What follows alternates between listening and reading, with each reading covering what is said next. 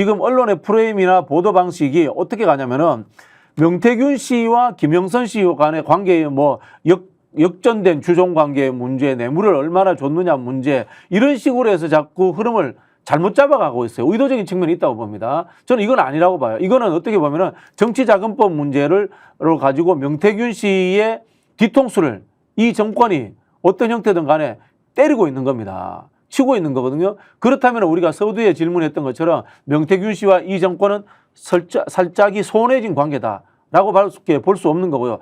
그런 일들이 있었기 때문에 자, 이 2024년 1월 달에 선관위에서 이 검찰 쪽으로 정치자금법을 넘기잖아요. 그리고 그 이후에 명태균 씨가 칠불산인가에 이준석 대표와 전하람 대표를 만나러 가지 않습니까?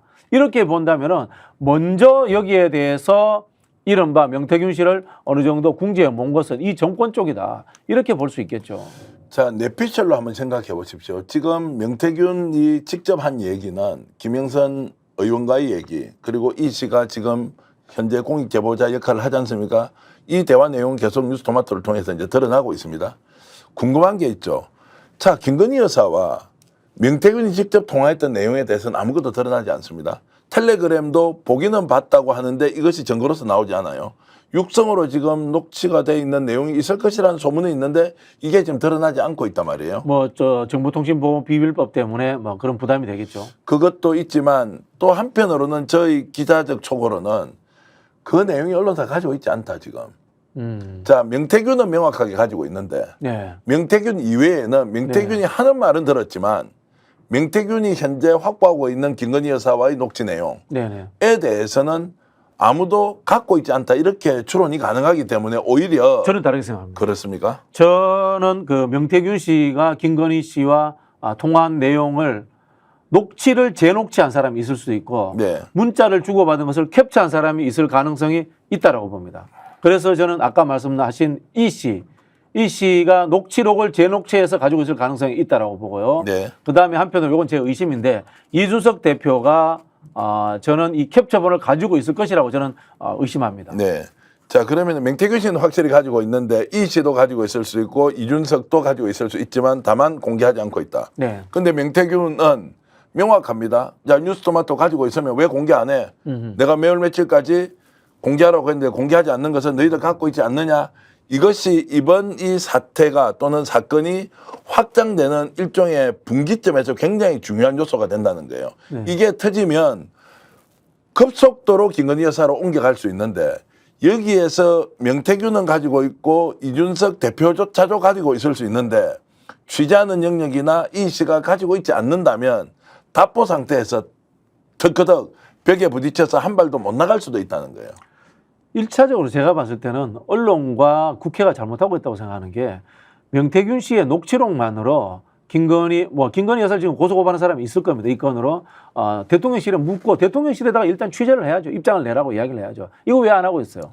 계속 묻고 있어요. 기자들이. 네. 제가 아는 기자들도 네. 3명 이상이 계속 대통령실에 공식 의견을 받겠다고 진행을 물어보면 네. 노코멘트예요. 자, 시인도 부인도 하지 않는다. 네. 이것도 이상한 대목이죠. 네. 왜냐하면 제가 오늘 방송에서 박진영 교수와 처음으로 공개하는 것은 그것이 없기 때문에, 명확한 증거가 없기 때문에 어느 누구도 말을 못 한다는 거예요. 그래서 이제 대통령실도 이른바 이제 뭉개고 있는 거죠. 그렇죠. 네. 이 증거가 나오면 이제 답을 안 할 수가 없는데 이 증거가 아직 공개되지 않기 때문에 김건희 씨의 목소리, 네. 김건희 씨의 문자가 나와야 되는 거지 않습니까? 맞습니다. 그래서 제가 이제 추정하는 게 두 사람이라는 거예요.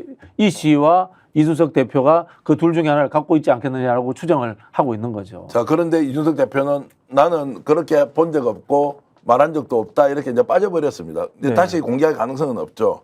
그러다 보니까 야, 이준석 갑자기 폭당하는 거 아니냐, 뭐 이런 이야기까지 이제 나오고 있는데 오늘 뭐 주제는 아니지만 어쨌든 이준석 대표가 가지고 있는 그 봤다는 이 내용은 지금 현재 증거로서는 드러나지 않습니다. 증거가 드러나지 않는다고 해서 이 사실 자체가 부존재했던 것은 아니고 당연히 존재했으나 증거가 없으니까 더 진척이 되지 않는다라는 이제 한계가 명태균 씨가 2022년 5월 9일 날 김건희 윤석열과 통화했고 그 다음에 이 김영선 공천에 영향을 미쳤다라고 이야기하는 것만으로도 사실은 수사가 들어가야죠. 근데 본인도 통화했다는 내용만 있고 네. 직접 공천에 개입했다는 것까지 아니니까 이제 지금 정근하는 게 얼마나 중요하냐. 우리가 확보하고 있는 그 텔레그램의 스캔본이든 아니면 김건희 여사의 목소리가 담겨 있는 전화 녹음이든 이것이 드러나야 한 발자국 더 나갈 수 있다. 이제 이렇게 보는 것이고 그러다 보니까 대선 과정에서 명태균, 김건희 여사가 어떤 관계에서 구체적으로 무엇을 했는지 지금 나와 있는 흔적은 여론조사 내용을 분석해서 보고한 것밖에 없다라고 하는 것으로는 이것이 대형 사건으로 번지는 데는 한계가 있다 이렇게 보는 거죠. 저는 그래서 결국은 이준석 대표가 밀려가지고 말할 수밖에 없는 상황으로 갈 거라고 네. 봐요. 그리고 이 씨는 어떻게 보면 이제 제보자의 성격이 강하지 않습니까? 네. 이 씨도 이 제보자가 됐다는 것은 그 전에 있었던 정치적 사람들과의 인간관계에서의 뭐라고 합니까? 파멸 또는 훼손이 됐기 때문에 저는 충분히 그런 동기가 있기 때문에 이분도 그런 이야기를 할 수 있을 가능성이 많다. 그런 생각이 들고요. 지금 10월 10일 날 네. 행안위 국감에 이분들이 증인 채택이 되어 있습니다. 돼 있습니까? 예, 지금 이 증인 씨도 이제 신청이 되어 있습니다. 예. 그래서 일단 명태균 씨와 김영선 그리고 이 씨까지 세 사람이 행안위 국감에 나온다면은 그때 저는 특히 이제 이 씨의 입으로 뭔가 나오지 않을까 그렇게 짐작을 자 합니다. 그렇게 하고 이제 지금 김영선 전 의원과 명태균 대표는 이미 국감 정인으로 채택이 돼 있고 신청이 돼 있는 것은 이 씨. 네. 이 씨가 이제 기영모 씨인데요. 네. 이제 이분이 지금 너무 이야기하지 마십시오. 아니 그러니까 이제 그래서 이제 빨리 공익 제보자가 되어라. 그렇지, 그분이 공익 제보자가 돼야 돼요. 네. 그런데 이제 이게 국민권익위원회에 가야 되잖아요. 그럼 공익 제보 요건이 되느냐 아니냐는 것도 네. 여러 가지 이제 한계가 있기 때문에 공익 제보에 대한 제한이나 조언을 하고 있는데도 공익 제보자의 위치가 되면 모든 것이 법적 보호를 받게 되지 않습니까? 그런 것이 아니어서 이번에 공익 제보자가 아닌 상태에서 국회 전인으로 출석하면 얼굴을 가리고 할 수 없지 않습니까? 그러면 본인 이름이 공개돼도 좋다라고 하면서 직접 나올 가능성이 이제 있습니다. 있다고 보는데요. 예. 자, 여기에서 결국은 야당과 국회가 제대로 해야 되는 거예요.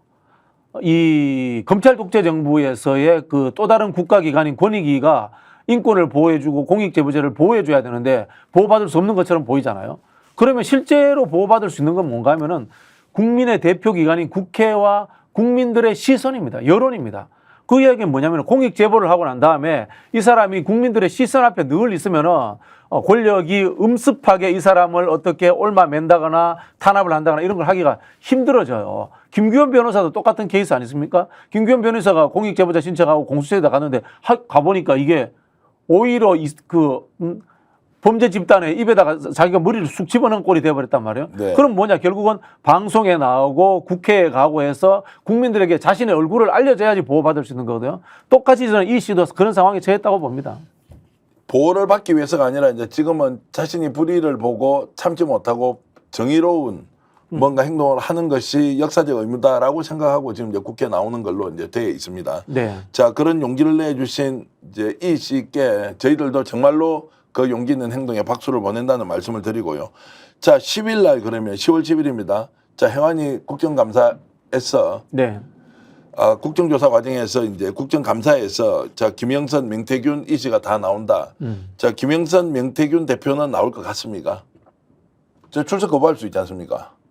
거부할 수 있죠. 거부할 수 있는데 지금 네. 이 분위기로 봐서는 김영선, 명태균 씨가 나올 것 같습니까? 아니면 아직 판단 못 하겠습니까? 저는 김영선 의원은 안 나올 것 같아요. 안 나올 것 같다. 네. 명태균 씨는 잘 모르겠습니다. 네. 네. 그래서 이제 앞으로 남아있는 한 열흘 정도의 기간 동안에 누가 나오느냐도 굉장히 중요한 문제이고 또 어떤 말을 할 것이냐 이런 부분 또 어떤 내용이 폭로될 것인지 시청자 여러분들이 지속적으로 관심을 가져주셔야 하고요. 여기에 이제 김대남 씨도 이번에 국정감사에 이제 정인으로 채택이 됐습니다. 자, 이 건은 용인의 지역구 공천을 시도하다가 이원모 비서관이 낙하산으로 오는 바람에 알고 보니까 이철규 씨가 작업 다 해서 김건희 여사의 뜻을 받들어서 자신은 아웃되고 말았다라는 내용이 소리에서 이제 지금 단독으로 녹음 내용을 다 이렇게 이제 공개를 했습니다. 국회 쪽에 제가 확인해 보니까 네. 이모 씨도 증인 채택이 됐다고 하네요. 아, 그렇습니까? 네네, 자, 네. 그러면은 이제 이모 씨, 이제 기영모 씨도 이제 이분은 국회 나올 것 같아요. 나온다. 본인이 하겠다고 했으니까. 하겠다고 했으니까 나오는데 이분이 나올 거기서 것 어떤 같아요. 내용으로 이제 예. 공개하느냐. 그러면 이분의 공개 내용에 따라서 김영선 전 의원도 또는 명태균 대표도 어떻게 할 건지 본인들도 판단하겠죠.